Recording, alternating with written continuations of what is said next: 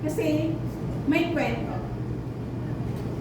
Kung napapansin nyo, may isang bata na tagpi-tagpi ang kanyang damit. Ito siya. Tagpi-tagpi ang damit niya. Walang tsinelas. Walang direksyon, walang plano yung pamilya sa kanya. At ayun siya. Isang araw, nagkadto siya sa Manila. At the age of 16, nagtrabaho bilang katulong. Tagpi-tagpi ang damit. Nagtrabaho, katulong at the age of 16. Pumunta ng Manila para lang makasurvive. Makakain. And then, one day, may nag-abot sa iya sa Bible. May nag-share sa iya sa Word of God.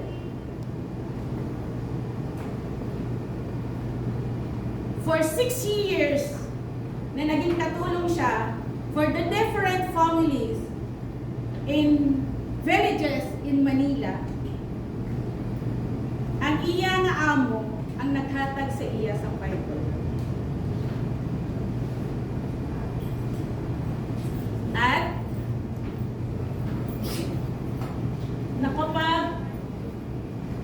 because of the Bible, because of somebody shared the Word of God to her,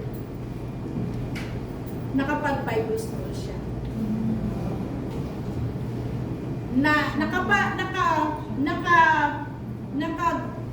Nag-aral siya sa Bible school, sinend siya ng kanyang amo, nisponsorin siya ng kanyang amo sa Bible school, taking early education and pastoral leadership training. So for 4 years, nag-aral din siya. And then, one day, ako po ito. Ito po yung buhay. Ito po yung buhay. Praise God. Kaya 29 years na po ito, na I'll try to keep this picture para hindi mawawala yung history ng Mother Earth. One day, nung umuwi ako from Bible school, that Saturday, nakita ko yung 5 bata. Nakahubad sa isang kalye, walang tsinelas, and the Lord told me, teach the kids. And I said, no. And the Lord, if not you, who? If not now, when? Yun po yung nagrema sa puso. Then I tried to gather these 5 kids. And sabi ko, may mga friend ba kayo? Sabi ng isa, ako po 10. Eh sabi ng isa, ako 15. At that moment, 30 minutes after I talking these 5 kids, nung bumalik sila, alam niyo po ba, ilan yung batang lumapit sa akin? 75 kids after 30 minutes because of that 5 kids. I started sidewalk ministry without nothing ever. Hindi po ko kilala sa church that time. 4 years kong nasimulan yung sidewalk without any support sa Lighthouse. How I survive? I have a mouth, I have a hands, and I have a feet. So, friendly. Dahil katulong ako sa mayaman na village sa loob ng Ayala Alabang, kinaibigan ko yung mga security, mga katulong din katulong doon, driver, at saka yung mga hardinero. Sabi ko sa kanila, alam niyo ba mga kuya, mayroon akong 75 na mga bata. Baka gusto niyo magbigay ng candies, lollipop. Alam niyo po ba, may mag-abot sa akin ng 20 pesos, may mag-abot ng 50 pesos to buy candies and and biscuits for the 75 kids. Yun po yung nasimulan ko. Until such time, no 4 years na po ang sidewalk, nasa 1,200 na po ang mga bata. I'm trying to tell the people inside the church the importance of the children's ministry, that they need salvation through us, through you. Hindi sa edad, hindi sa title natin, pero lahat tayo binigyan ng Diyos ng, sinabi niya, let the little children. Kasi ang isip lang natin, di ba, minsan, I'm not preaching ha, sa Sunday po ako mag-preach dito. Naunahan lang. Binigyan tayo ng Diyos not even the adult, but the kids need salvation. Di po ba? So, nasaktan na, nung last week, may visit kami na church doon sa Cebu, not the Lighthouse. And then the elder of the church, they don't know how to handle the kids kasi nawala na po yung kids ministry head nila. So the one who handled the kids is the elder of the church. And you know what?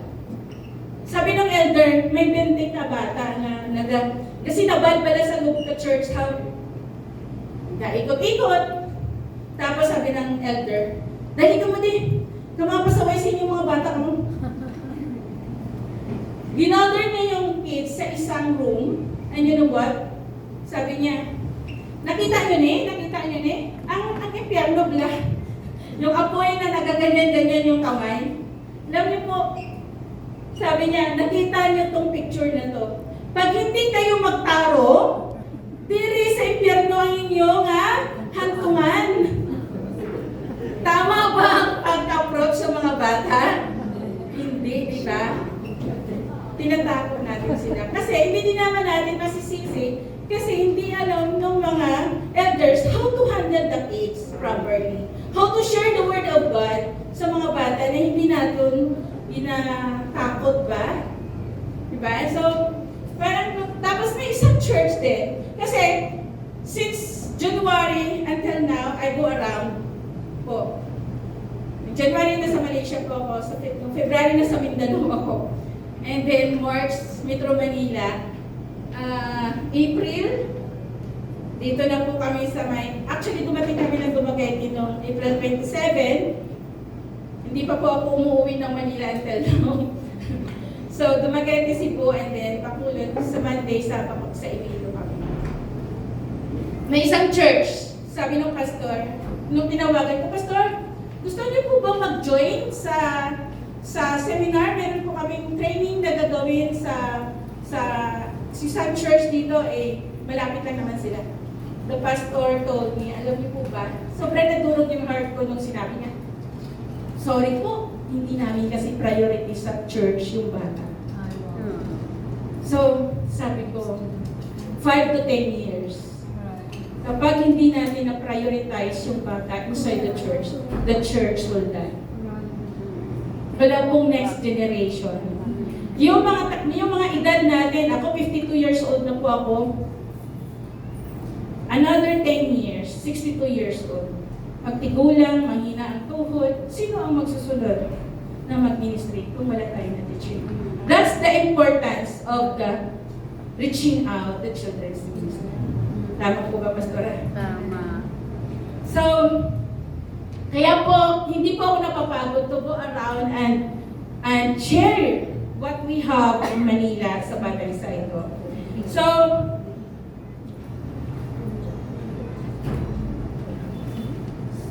nasabi ko na kanina na yung Batang Sidewalk, baka sabihin nyo, kasi malaki na sila, kaya nag-grant sila ng scholarship. This time po, Pastor Siniel, this is the foreigner, the founder of Lighthouse, Daddy Q. Sila po yung, nung time na yon, hindi ko maintindihan. Nagtuturo ako ng kid church, sabi ni Daddy Q, lahat ng mga bata galing sa squatters area. Dahil may yaman yung yung mga member ng church, ng Lighthouse, and karamihan foreigner, sabi ng Amerikano na yan, pumunta sa community, akala ko, yung utos sa akin, dahil nababahuan sila ng mga bata sa loob ng church, akala ko kailangan kong pumunta doon at doon na lang. Kahit mabigat sa loob ko, dahil akala ko may barrier between the rich people and the poor people. Which is yun yung realidad sa loob ng church. Sinunod ko po yung Amerikano na yun. Nung nakilala na ako nila sa Lighthouse. Na wag mong dalhin yung mga bata dito sa loob ng church. Ikaw yung pumunta doon sa community. At ginawa ko po yun. At yung limited resources na mayroon ako, nagkaroon ng maraming pagkakataon dahil dinala ko yung church outside the community. Di po ba? So, ayan na po sila ngayon. Ayan po yung bata na 10 years old po, si David. Minsan, sabi ko sa kanya, David, magpalaki-laki ka muna. 10 years old ka pa lang naman. Saka ka na magturo ng mga bata. Umiyak yung bata na yan. Sabi niya sa akin, simula 3 years old, dumati na po ako sa sidewalk, sa community natin. Matagal na po akong nagpipray na maging teacher. And this is the time, sabi niya, Tita, sige na po, pagbigyan niyo na po ako, mag-train na po ako ng teacher. Gusto ko po mag-train na magiging teacher kasi marami pong mga bata na mga magnanakaw sa lugar namin. Gusto ko po silang turuan ng salita ng Diyos. Kung ikaw yung sasabihan ng 10 years old, hindi mo ba ito tuloy? So, last week, before kami mag-travel papunta sa Dumaguete, meron kaming training doon. And mostly, nang tinrain ko po, 11 and 12 years old. Pakita ko rin yung video.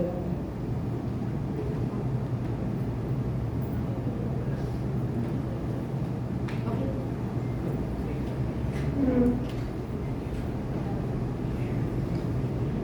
So, tingnan niyo po itong 10 years old. Ito lang po ang naganap po 3 weeks ago.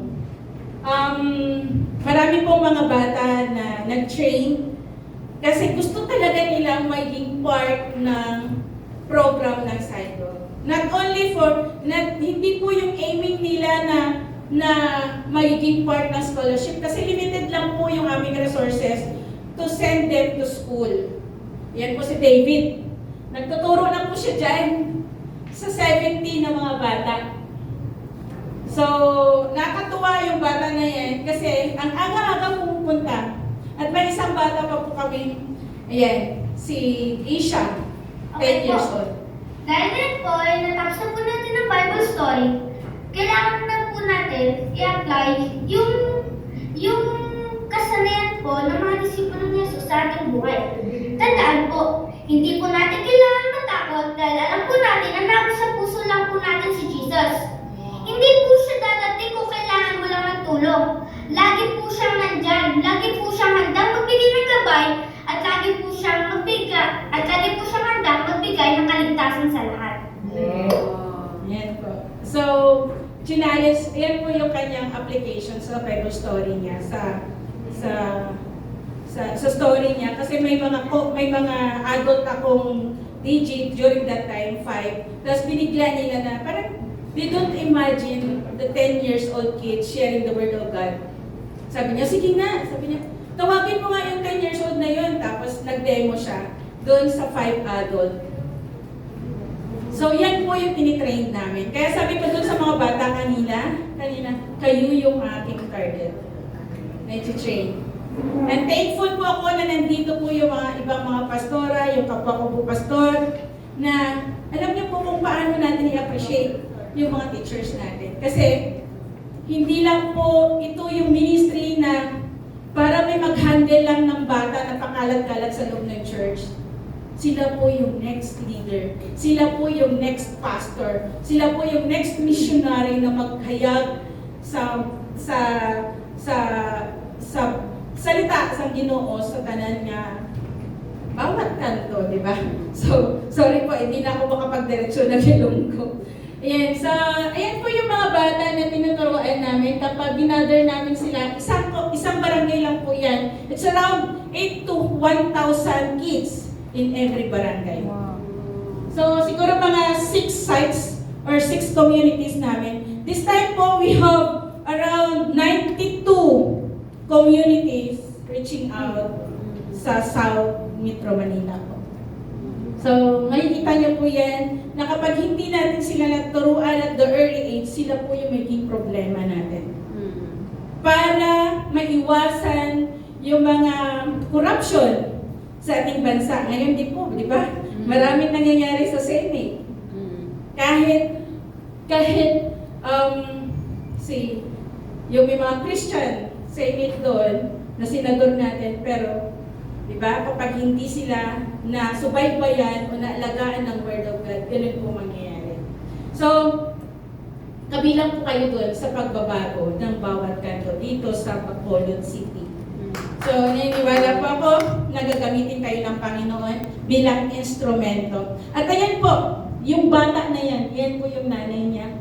Sinama niya yung nanay niya para mabahagian ng salita ng Diyos. During that time, sabi ko sa mga bata, bring your parents. And that time, evangelism time na po. Na-evangelize ko yung mga parents, kasama nila yung mga anak nila. They are trying to share their testimonies sa buhay ng mga magulang nila. And now po, marami na po mga parents na nag-church and leaders na rin po sa church sa Lighthouse because of the young kids po na trained at nabahagian ng salita. So, praise God. Palakpakan pa natin yung Panginoon. Ayan po yung aking mga workers. Ayan po yung scholars namin. Ito po yung mga scholars namin na pinapaaral ko. High school, senior high, hanggang college po. Pero hindi po namin sila pinapaaral, nabigyan lang po ng pera, lahat po yan may rules. No boyfriend, girlfriend until second semester ng fourth year. So, yan po yung mga rules namin. And before the parents receiving the allowance, they should attend the Bible study. Sa akin wala. Kasi yun naman bago mo, di ba, kay Jesus, bago niya pinakain yung 5,000 people, nagbahagi muna siya ng Word of God. Same. Yan sa amin. Bago, ayan po yung mga parents na nag-receive ng kanilang discipleship materials nung nakagraduate na po sila. Fully graduate sila po yung mga parents na yan. So, nakakatuwa po kasi yung mga bata yung ginamit. So, kayo dito, adult na po kayo yung mag-reach out. Different lang po, different approach. Mga bata, yung ginamit ng Diyos para makakilala yung kanilang parents. The people inside the church, yung mga tao, yung mga adult yung nire-reach out, yun, di po ba? Para magkaroon ng members sa loob ng church na adult din. So, mostly, some of the churches na aking na-visit, hindi nila priority ang children's ministry or outreaches outside the church. Why?